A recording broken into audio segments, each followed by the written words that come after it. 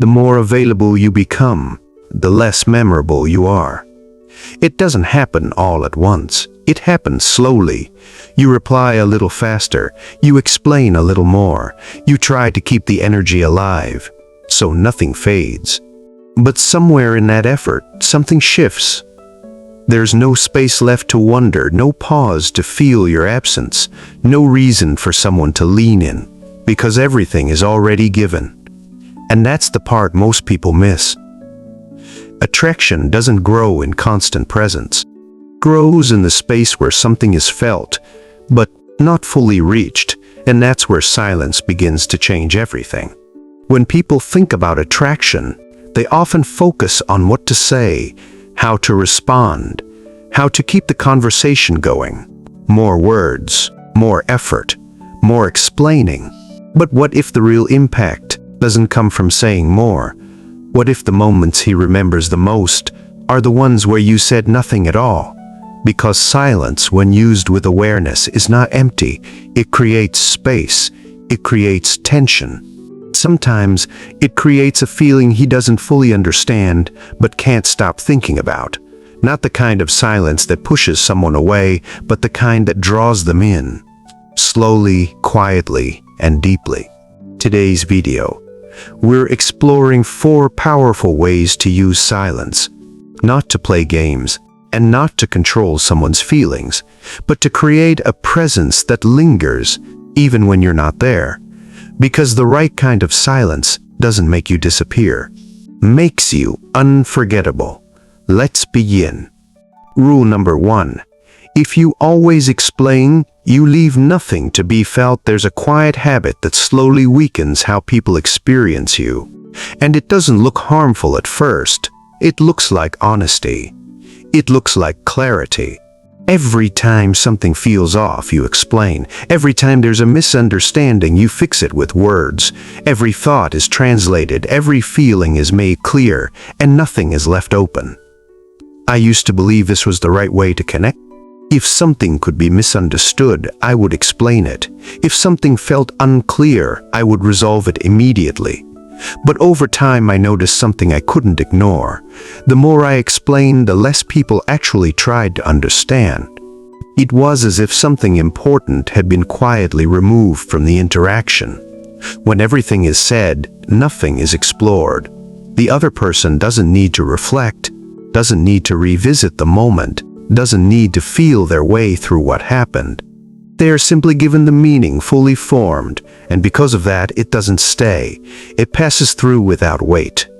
Think about a moment when you didn't explain right away, when you allowed a situation to sit unresolved for a little while. Often the other person comes back to it on their own. They think about it, question it, sometimes even bring it up themselves, and in that process, the understanding becomes theirs. Not something you handed to them. Silence, in this sense, is not distance. It is depth. It is the difference between being understood because you explained and being understood because someone actually felt it. This doesn't mean you stop communicating. It means you stop over-explaining. You begin to recognize that not every feeling needs immediate translation, and not every moment needs to be resolved on the spot. Some things gain meaning when they are left slightly unfinished, because when you always explain, you control the outcome. But when you allow space, you reveal the truth of the connection. Rule number 2. What is always there is eventually unnoticed. A presence that never changes slowly disappears in a different way. Not because it's gone, but because it no longer needs to be felt. When you are always available, always responsive, always giving, the connection becomes predictable. And predictability, while comfortable, often removes awareness. The other person doesn't need to notice you anymore because you are already expected. I didn't understand this at first. I thought consistency meant staying the same, showing up the same way, giving without pause. But over time, something shifted. The more constant I was, the less impact I seemed to have. It wasn't rejection. It was something quieter than that. It was being taken for granted without anyone meaning to. Before going further, take a moment. Give yourself 10 seconds and answer this honestly.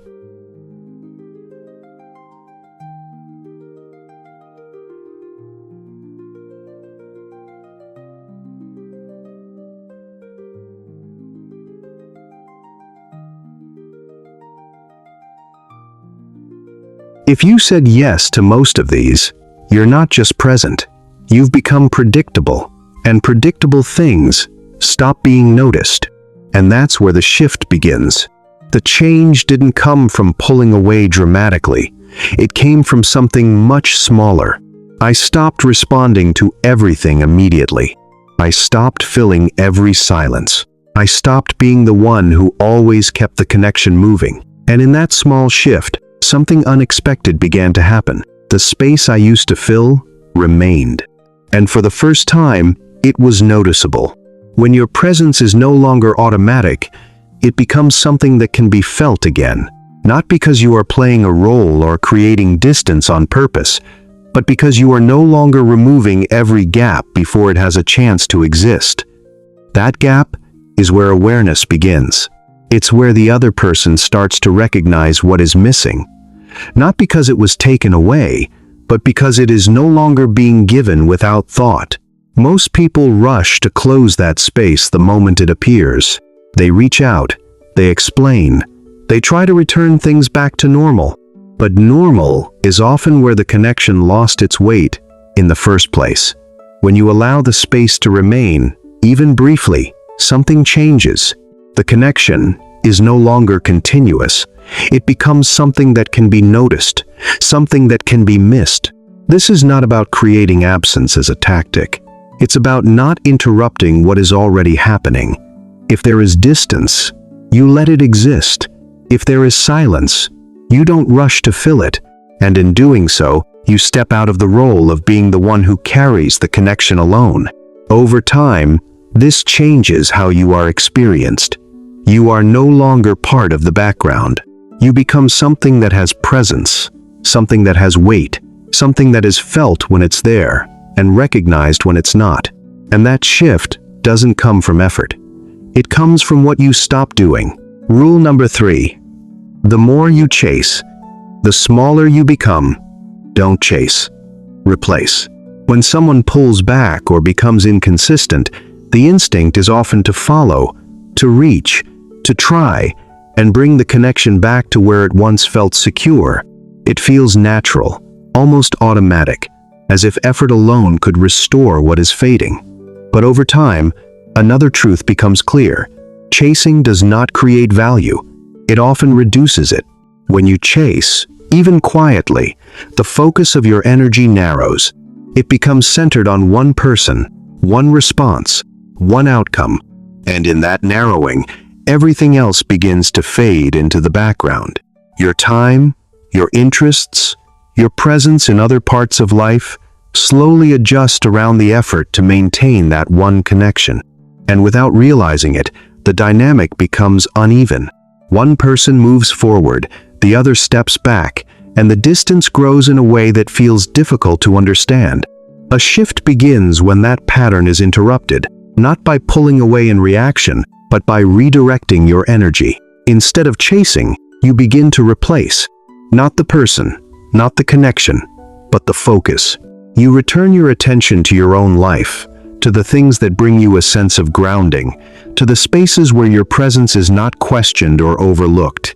And in doing so, something begins to rebalance. Replacement is not about proving something.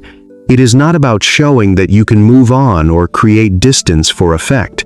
It is about restoring proportion. It is about recognizing that your energy does not need to be concentrated in one place, especially when that place is not meeting you in return. When your attention expands again, when your presence is no longer defined by one connection, the dynamic begins to change naturally. This change is often felt before it is understood. The other person begins to notice that you are no longer responding in the same way. The availability that once felt constant now feels different, not absent, but no longer automatic. And in that difference, awareness begins to form, because what was once taken for granted is now something that requires attention, Many people hesitate at this step because it feels like letting go, but in reality, it is a return to yourself, to your time, to your sense of balance. It is not about removing connection, but about placing it in its proper place among the many parts of your life that deserve attention. Rule number 4. Create distance strategically. Distance takes on a different meaning when it is no longer a reaction, but a choice. Not a sudden withdrawal meant to create an effect, not silence used to provoke a response, but a quiet decision to step back with clarity. When someone becomes inconsistent, the instinct is often to either hold on more tightly or to pull away abruptly. Both come from the same place, a response to something that feels uncertain. But intention moves differently. Creating distance with intention is not about disappearing. It is about adjusting your presence so that it reflects what you are experiencing. You are still aware, still grounded, but you are no longer extending yourself in the same way. You are not filling every silence, not maintaining every conversation, not carrying the connection forward on your own. And in that adjustment, something begins to change. Distance, when it is consistent and calm, creates space that cannot be ignored. It removes the familiar pattern and replaces it with something that requires attention. The other person begins to notice not just that you are less available, but that your energy is different. It is no longer reaching, no longer compensating, no longer holding the connection in place. This is where reflection begins. Because when distance is created without conflict, without explanation, and without urgency, it becomes something that must be felt rather than responded to. It allows the other person to sit with the shift, to recognize what is no longer there, and to consider their role in that change. It allows the connection to reveal what it is without interference. If there is depth, it will move toward you. If there is not, it will remain unchanged. And in both cases, you are no longer trying to force an outcome. You are allowing one to appear. At a certain point, silence stops feeling like something empty. It begins to feel like something honest. Not because nothing is happening, but because something real is finally being revealed without interference. When you stop explaining, stop chasing, stop overextending, and begin to allow space to exist, you are no longer shaping the connection through effort. You are allowing it to show itself as it truly is. Sometimes, this shift brings the other person closer. They begin to feel the absence, to reflect, to recognize something they had not seen before. And sometimes, it does not. The distance remains, and the connection reveals its limits more clearly than before. But in either case, something important is gained. You are no longer giving without awareness.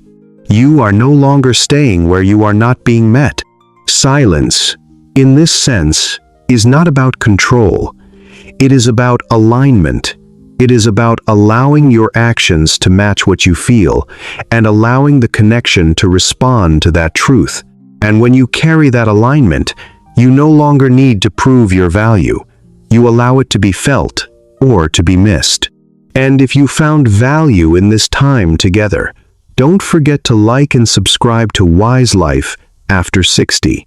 Here, we continue to explore the deeper patterns of relationships and life, not through quick answers, but through reflection, awareness, and the kind of understanding that becomes clearer with time.